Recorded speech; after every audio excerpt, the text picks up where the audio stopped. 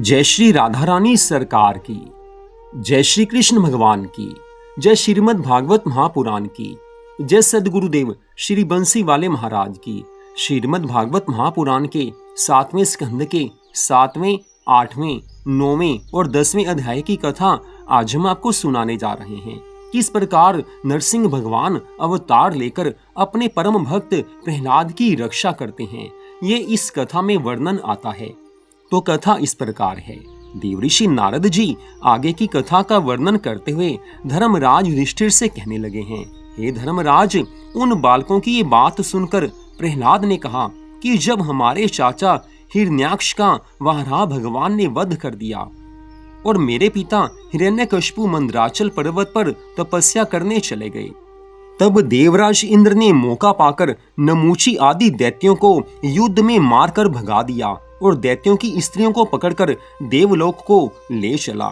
जब मार्ग में नारद जी से भेंट हुई तब उन्होंने इंद्र से कहा कि तुम इन स्त्रियों को क्यों लिए जाते हो।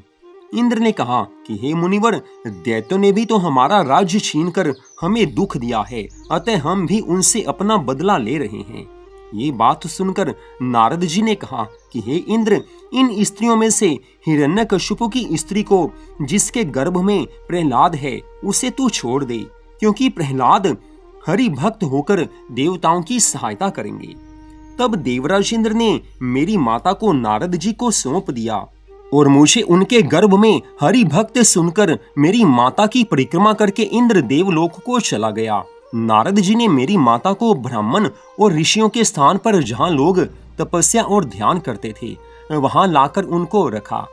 ऋषि लोग भोजन तथा वस्त्र देकर मेरी माता की रक्षा करते थे। जब कभी मेरी माता अपने स्वामी और परिवार का स्मरण करके दुखी होकर रोने लगती थी, तब नारद आदि ऋषि उन्हें ज्ञानोपदेश देते हुए समझाकर कहते थे कि हे कयाधु, तू चिंता मत कर, क्योंकि संसार में कभी दुख होता है तो कभी सुख भी होता है। ये संसार ऐसा ही है, हर समय कोई सुखी नहीं होता और हर समय किसी को दुख नहीं मिलता है। अतः तू अपने हृदय में संतोष धारण कर। कुछ दिनों बाद तेरे पति हिरण्यकशिपु मंदराचल पर्वत से लौटकर तीनों लोकों के राजा होंगे और तू रानी होगी। मैंने ये वृतांत अपनी माता के गर्भ से सुना था, सो तुम्हें सुना दिया। अतः अब तुम लोग मेरा वचन सच जानकर उसी के अनुसार कार्य करो। हे मित्रों, नारद जी ने ज्ञानोपदेश देते समय ये भी कहा था कि ये ज्ञान स्त्री को प्राप्त नहीं होगा, परंतु जो बालक इसके गर्भ में है वह इसे याद रखेगा। अतः हे मित्रों, अब मैं वही ज्ञान आपसे कहता हूँ, उसे तुम सुनो।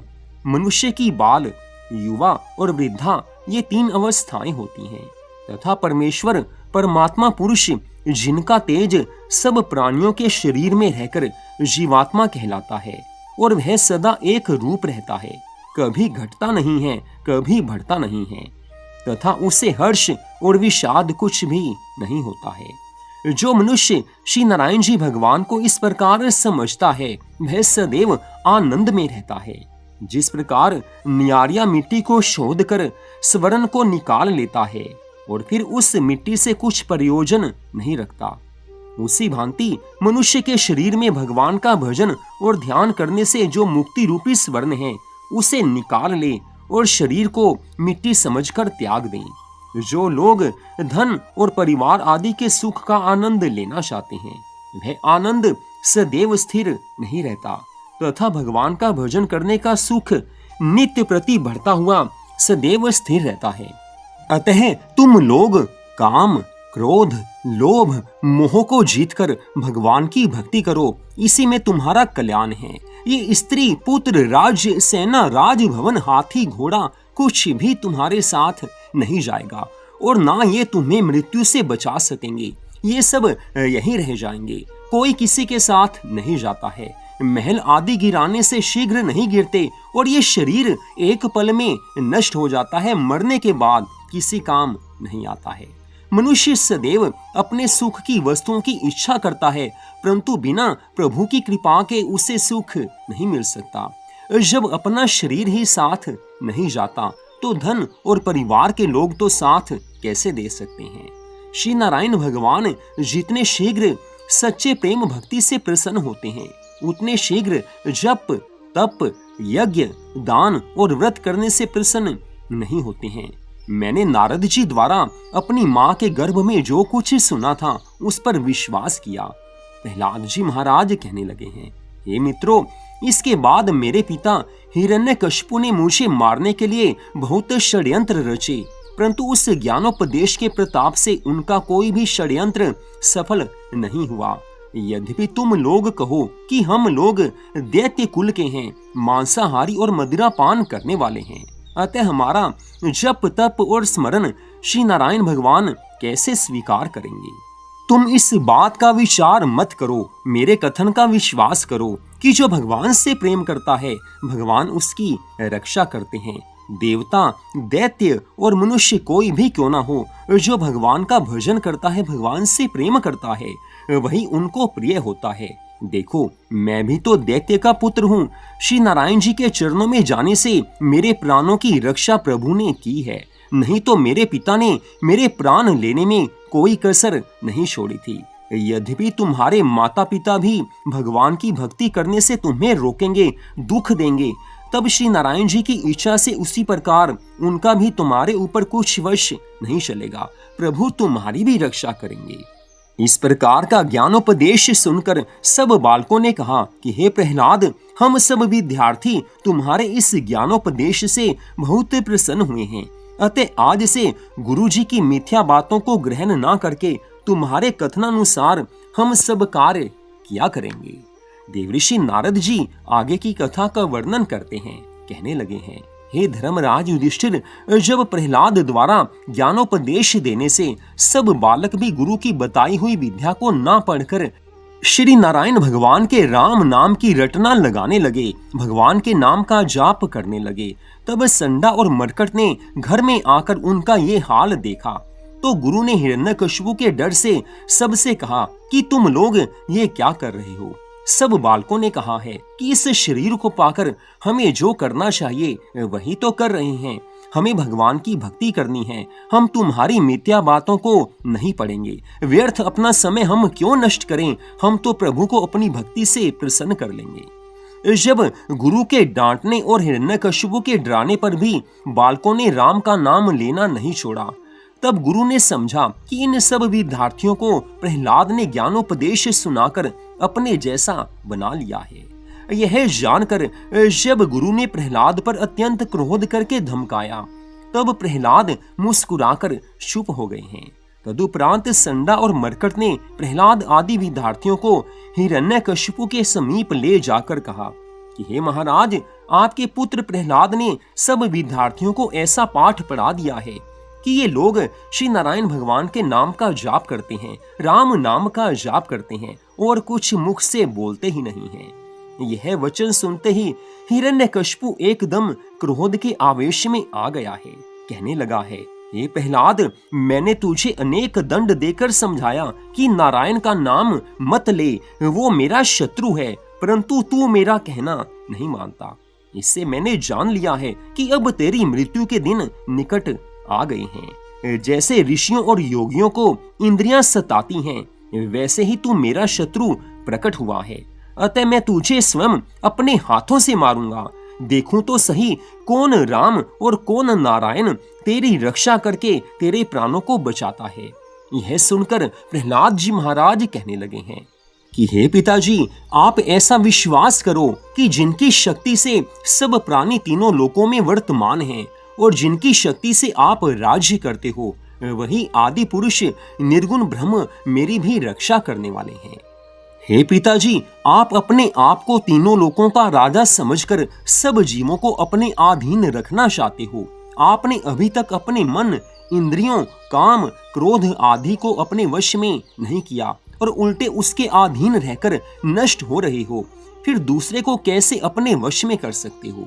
आपको चाहिए कि अपने राजसी स्वभाव और अधर्म को त्याग कर मन और इंद्रियों को अपने वश में रखो और श्री नारायण जी भगवान के श्री चरणों का स्मरण और ध्यान करते रहो। तभी इस संसारिक माया मोह से विरक्त होकर आप भवसागर से पार उतर जाओगे। हे पिताजी सुनिए, जिसकी मृत्यु समीप आ जाती है उसकी बुद्धि स्थिर नहीं रह पाती। इसलिए मुझे ऐसा मालूम पड़ता है कि अब आपकी मृत्यु अति समीप आ गई है। अतः इसी कारण आप अपने उत्पन्नकर्ता श्री नारायण भगवान से विमुख रहते हो। यह ज्ञानोपदेश सुनकर हिरण्यकशिपु अत्यंत क्रोधित होते हुए कहने लगा है, हे प्रहलाद, तेरा नारायण मुझसे अधिक बलवान नहीं है। अब तू उसे बुला ले जिससे वह आकर तेरी रक्षा करे। प्रहलाद जी महाराज कहने लगे हैं, मैं प्रभु को क्या बुलाऊंगा?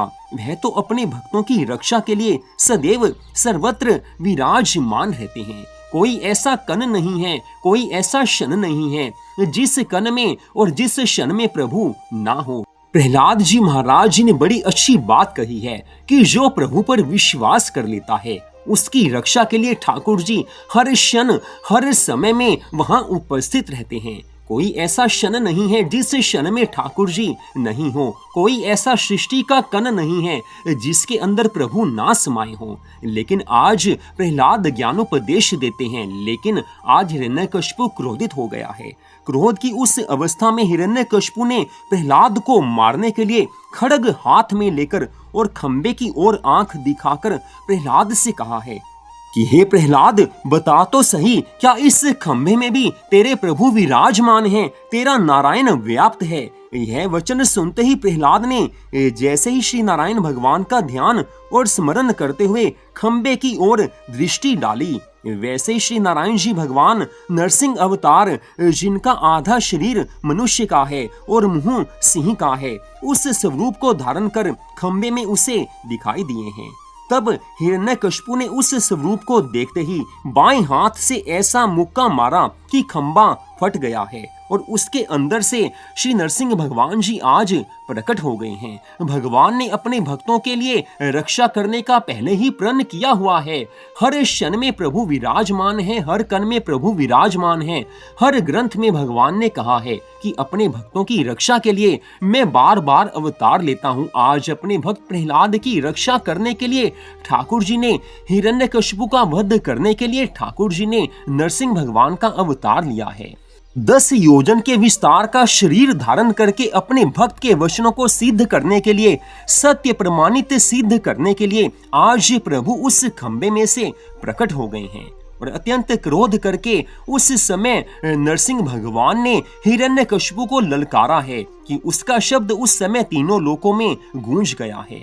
उस शब्द को सुनते ही ब्रह्मा, इंद्र आदि देवता, दैत्य और मनुष्य सभी प्राणी भयभीत होकर कांपने लगे हैं। उस समय हिरण्यकशिपु उनका तेज देखते ही घबराकर मन में सोचता है कि ऐसा अद्भुत स्वरूप मैंने आज तक कभी नहीं देखा था। ब्रह्मा जी ने मुझे वरदान दिया है कि तू मनुष्य, देवता, दैत्य और पशु पक्षी आदि किसी के हाथ से नहीं मरेगा। अतः यह स्वरूप ऐसा प्रकट हुआ है जिसे न मनुष्य कहा जा सकता है, न पशु कहा जा सकता है। ब्रह्मा जी ने कहा था कि तू ना दिन में मरेगा, ना रात में मरेगा। अतः यह संध्या का समय है, इसलिए इसे दिन भी नहीं कह सकते, रात भी नहीं कह सकते। मैंने ब्रह्मा जी से ये वरदान प्राप्त किया था कि तुम्हारे द्वारा उत्पन्न किया हुआ कोई भी प्राणी मुझे ना मार सके। अतः यह स्वरूप ब्रह्मा जी ने नहीं बनाया है। आज हिरण्यकशिपु सोचता है कि अब ऐसा प्रतीत होने लगा है कि ब्रह्मा जी का वरदान भी मिथ्या नहीं होगा और यह मुझे अवश्य ही मार डालेगा। हिरण्यकशिपु इसी सोच विचार में खड़ा रहा और उसके साथ ही अन्य दैत्य श्री नरसिंह भगवान जी के विकराल स्वरूप को देखकर, क्रोधित देखकर आज भयभीत होकर भाग गए हैं। नरसिंह भगवान क्रोध के आवेश में है, सब दैत्य भाग जाते हैं। जब हिरण्यकशिपु ने उनके सामने आकर प्रभु के ऊपर अपनी गदा चलाई, तब नरसिंह भगवान जी ने उसे अपनी जंघा पर लिटाकर नखों से उसका पेट फाड़ डाला है और उसकी आंतें माला के समान अपने गले में पहनकर राज सिंहासन पर जा बैठे हैं। उस समय प्रभु महाक्रोध में थे। जब नरसिंह जी भगवान का क्रोध देखकर तीनों लोकों के सब जीव कांपने लगे, तब देवताओं ने ब्रह्मा जी से कहा कि हे ब्रह्मा जी, आप जाकर स्तुति करो। प्रभु के क्रोध को आप शांत करो। लेकिन ब्रह्मा जी ने जब नरसिंह भगवान जी के पास जाकर दंडवत प्रणाम किया है, उनकी परिक्रमा की है, प्रार्थना की है, हे त्रिलोकीनाथ, आप आदि पुरुष और सब जीवों को उत्पन्न और सबका पालन करने वाले हो। कोई भी ऐसी सामर्थ्य नहीं रखता जो आपकी स्तुति कर सके। अब आपने हिरण्यकशिपु का वध कर दिया है, अपने भक्तों की रक्षा की है, प्रहलाद की रक्षा की है, लेकिन अब आप अपने क्रोध को शांत कर लीजिए। लेकिन ब्रह्मा जी के द्वारा स्तुति करने पर भी आज नरसिंह भगवान जी ने अपना क्रोध शांत नहीं किया है। तब वरुण, कुबेर, गंधर्व, विद्याधर आदि देवताओं ने आपस में विचार करके ये निश्चय किया है कि यह अवतार श्री नारायण भगवान ने केवल अपने भक्त प्रहलाद के प्राण बचाने के लिए लिया है। अतः उसी की विनती करने से, उसी के द्वारा प्रार्थना करने से प्रभु का क्रोध शांत हो सकता है। ऐसा विचार करके ब्रह्मा आदि देवताओं ने प्रहलाद से कहा है कि तुम स्वयं जाकर नरसिंह जी भगवान का क्रोध शांत करवाओ, नहीं तो इनके क्रोध से तीनों लोकों का नाश हो जाएगा। आज ऐसे वचन सुनकर प्रहलाद जी महाराज कहने लगे हैं, बड़ी अच्छी बात है। उनकी आज्ञानुसार प्रहलाद साष्टांग दंडवत प्रणाम करता हुआ नरसिंह भगवान जी के पास आया है। परिक्रमा करके अपना सिर प्रभु के चरणों में रखा है। उस समय प्रहलाद का हृदय मारे हर्ष के ऐसा गदगद हो गया जिसका वर्णन हो नहीं सकता। इससे आगे की कथा का वर्णन करते हुए देवऋषि नारद जी कहने लगे हैं, हे धर्मराज युधिष्ठिर, जैसे ही प्रहलाद ने नरसिंह भगवान जी के चरणों पर अपना सिर रखकर सुंदर स्तुति की, वैसे ही उन्होंने अपने क्रोध को शांत किया है। प्रहलाद का सिर प्रेम से उठाकर प्रहलाद जी महाराज को अपनी गोद में बैठा लिया है। उसके मस्तक पर हाथ फेर कर कहने लगे हैं, हे पुत्र, तू भय मत कर, तू क्या चाहता है बता तो सही। जब यह वचन कहते हुए नरसिंह भगवान के नेत्रों में आंसू भर आए, तब प्रहलाद जी महाराज उनके प्रेम से रुदन करने लगे हैं। हाथ जोड़कर प्रहलाद जी महाराज कहते हैं, हे दीनानाथ, मेरा जन्म दैत्य कुल में हुआ है। मैं बालक अज्ञानी, आपकी स्तुति जिनका आदि और अंत कोई जानता नहीं है, वो नहीं कर सकता। आपकी स्तुति कैसे करूं? हे दीन दयालु, मुझ अधर्मी कुल के बालक पर दयालु होकर आपने मेरी रक्षा की, इसलिए अपने समान दूसरे का भाग्य नहीं समझता हूँ। आप उत्पत्ति, पालन और नाश करने वाले तीनों लोकों के स्वामी हैं। आपका यह स्वरूप देखकर सब देवता डर रहे हैं, लेकिन आपके इस स्वरूप को देखकर मुझे आनंद हो रहा है, क्योंकि आपने यह अवतार लेकर मेरे प्राण बचाए हैं। फिर मैं आपसे क्यों डरूं? हे प्रभु, जिस तरह सब जीव भाग से डरते हैं, सबको अपने प्राणों का भय रहता है, लेकिन भाग का बच्चा उसका कुछ भय ना मानकर उसे अपना पिता और रक्षा करने वाला जानता है, उसकी गोद में आ जाता है, उसके समीप आ जाता है, उसी तरह मैं भी आपको अपना पिता समझकर इस भयानक रूप से कुछ नहीं डरता हूँ। मैं तो आपका पुत्र हूँ, आपकी शरण में हूँ। आपके इस स्वरूप को देखकर मुझे अतएव आनंद हो रहा है। इतनी कथा सुनाकर देवऋषि नारद जी कहने लगे हैं, हे युधिष्ठिर, प्रहलाद की परम सुंदर स्तुति को सुनकर नरसिंह भगवान कहने लगे हैं, हे प्रहलाद, मैं तुमसे अति प्रसन्न हूँ, कुछ वरदान तो मांग लो। प्रहलाद ने हाथ जोड़कर विनय की है, हे त्रिलोकीनाथ, हे सृष्टि के स्वामी, आप तो सबके स्वामी हैं। मैंने संसारी सुख भूलोक और देवलोक दोनों जगह का देखा है, परंतु वह सुख सदा स्थिर नहीं रहता।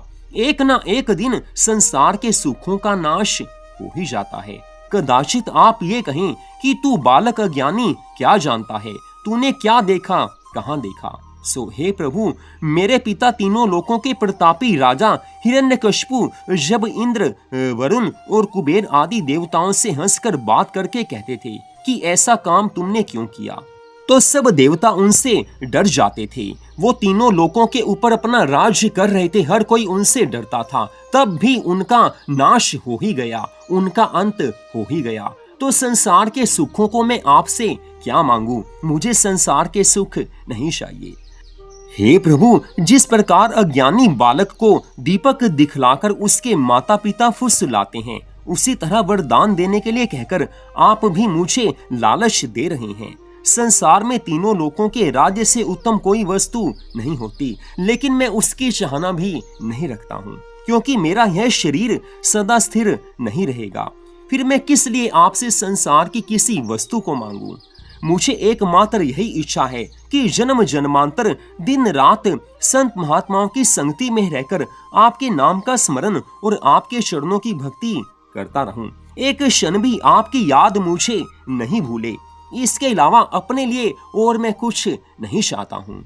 आज प्रहलाद जी महाराज जी के इन वचनों को सुनते ही नरसिंह भगवान प्रसन्न हो गए हैं। कहने लगे हैं कि हे पुत्र, तू मेरा बड़ा परम भक्त है, इसलिए मैं चाहता हूँ कि तू अपने पिता के सिंहासन पर बैठकर राज्य कर। कदाचित तेरा दूसरा भाई राज्य करेगा तो संसार के सब लोग कहेंगे कि प्रहलाद ने भक्त होने पर भी राज्य सुख नहीं पाया। तुझे मेरी आज्ञा माननी चाहिए। तू धीरज धारण कर, हमारी कृपा से तुझे काम, क्रोध, लोभ, मोह आदि विकार नहीं सताएंगे। मेरे चरणों में तुम्हारी प्रीति सदा बनी रहेगी। जिस तरह मेरे परम भक्त लोक और परलोक किसी सुख की चाहना नहीं रखते, उसी तरह तुझको भी कोई तृष्णा नहीं रहेगी और महाप्रलय तक संसार में तेरा यश स्थिर रहेगा। ऐसा कहकर नरसिंह भगवान आज गाय के समान प्रहलाद का शरीर चाटने लगे हैं। तब प्रहलाद ने उनकी आज्ञा मानकर प्रार्थना की है कि हे प्रभु, मेरे पिता अपने अज्ञान से आपसे शत्रुता रखते थे, वो भक्तिहीन थे। भगवान वेद, शास्त्र, संत और महात्मा को नहीं मानते थे, इनकी निंदा करते थे। लेकिन इस महापाप से अति दुख पाकर वो जल्दी कृतार्थ नहीं हो सकते। उन्होंने जो पाप कर्म किए हैं, उनके फल स्वरूप उन्हें नरक की प्राप्ति होगी। सो आप मेरे ऊपर दयालु होकर मेरे पिता का उद्धार कर दीजिए।